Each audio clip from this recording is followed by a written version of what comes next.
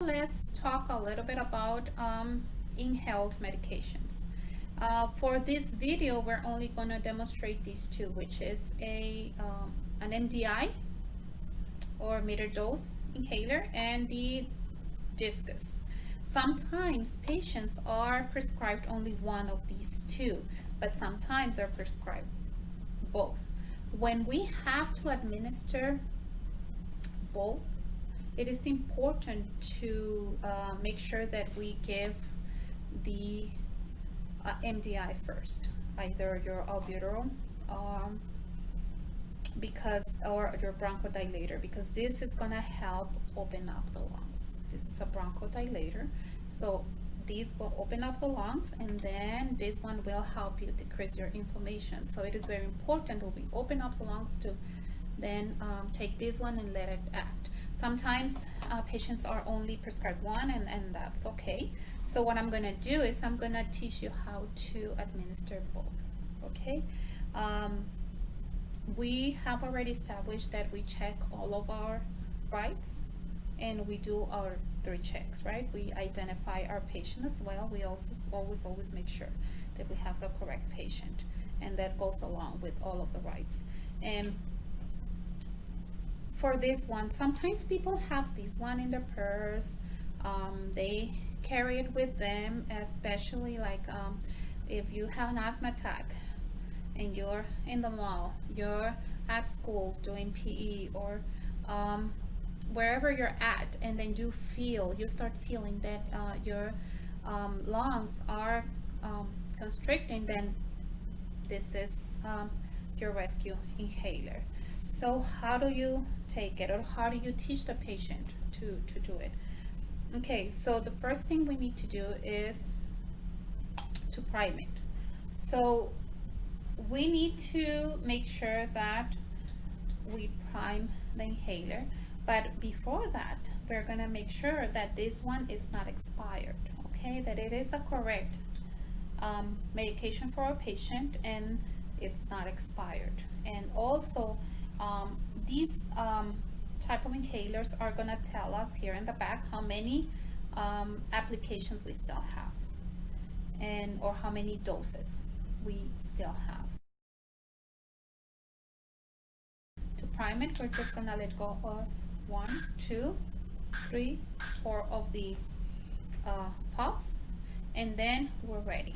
So I'm gonna cover it, and then I'm going to make sure that I give it a good shake for about 10 seconds.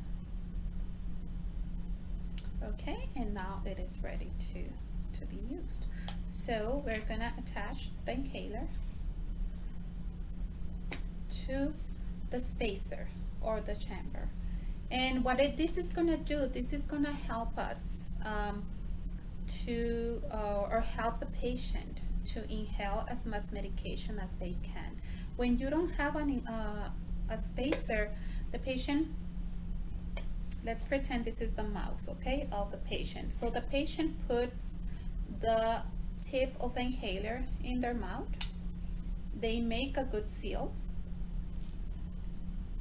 And then what they have to do is inhale at the same time that they push. So what the patient will do first is take a deep breath in and out through the mouth.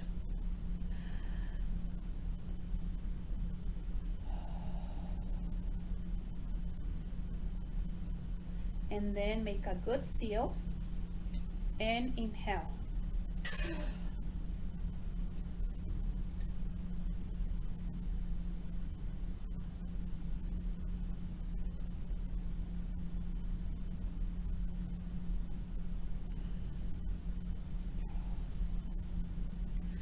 For 10 seconds, they're going to hold their breath as good as they can and help that medication be absorbed. Now, sometimes what happens when you don't have a spacer, because remember, this is the mouth, these are the lips. What happens when you don't have a spacer is that a lot of the medication stays in the mouth. So that's why it is very important to tell our patients to rinse their mouth, or come with a cup of water, have it ready so that they can rinse their mouth after they use their inhaler. That's why it is strongly recommended to use a spacer, because when you have a spacer, you're gonna do the same, right? You're gonna check your inhaler for your 10 seconds, and instead of puffing or pushing the inhaler and taking a deep breath at the same time, the patient has a little bit of time to take the deep breath. So we're gonna do the same. We're gonna instruct our patient to take a deep breath.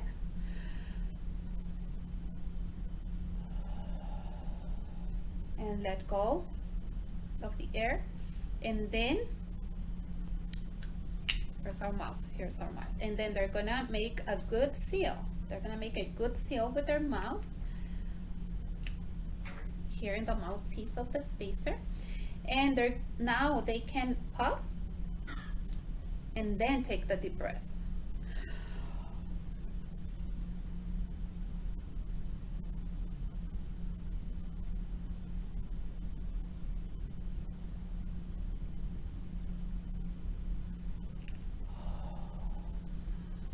So the medication stayed a little bit longer in the chamber, and they had a better chance of absorbing as much as they can.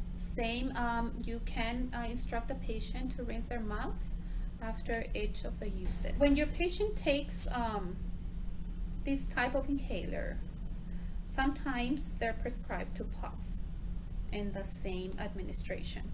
So when that happens, you're gonna repeat this step twice. So they're gonna do the same. They're gonna take it. They're going to make a good seal with the mouth. They're gonna puff and inhale. Wait the 10 seconds and then exhale.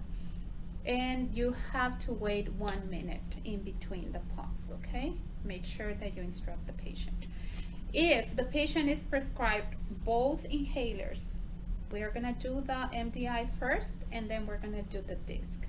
Now for the disc, we're gonna have to wait 5 minutes in between those two. So that's the difference. When it is the albuterol twice in the same administration, you wait 1 minute, okay? So 1 puff, 1 minute, 1 puff. When we have to give both, you have to wait 5 minutes in between those two. Let's talk about the disc administration. So first thing first, we need to open it. So as you can see, you can just put your finger here, open it, make sure it clicks. Then you're gonna move this little handle until it clicks away, because that's the actual dose. So now our dose is ready. So what we're gonna do is we're gonna put our mouth and make a very good seal around the mouthpiece. So we're making a very good seal here. And we're going to take a deep breath in and out before I inhale.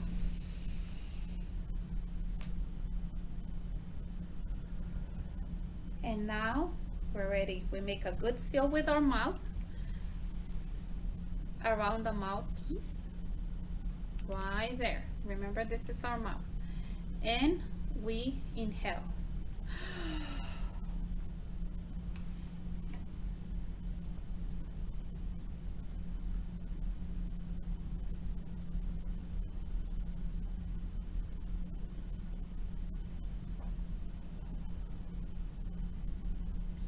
And we're ready.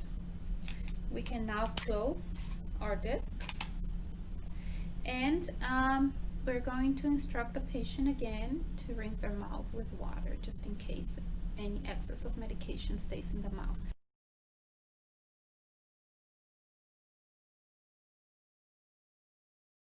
Once I have checked on my patient and I've done an environmental check, then I can leave the room. And that includes making sure the bed is at the lowest position, making sure my patient is comfortable, my call bell is within reach, my side rails are up, and making sure that I checked my vital signs, okay? Because some medications can cause a different reading in vital signs. So albuterol, for example, can cause the heart rate to increase. So I want to make sure that I don't have a difference of 20 beats per minute from, before I administer the medication to after I administer the medication, because that's something that I would need to report to the doctor. Okay. And before I leave the room, I'll make sure to do my hand hygiene on my way out, and make sure that I have answered all of my patients' questions.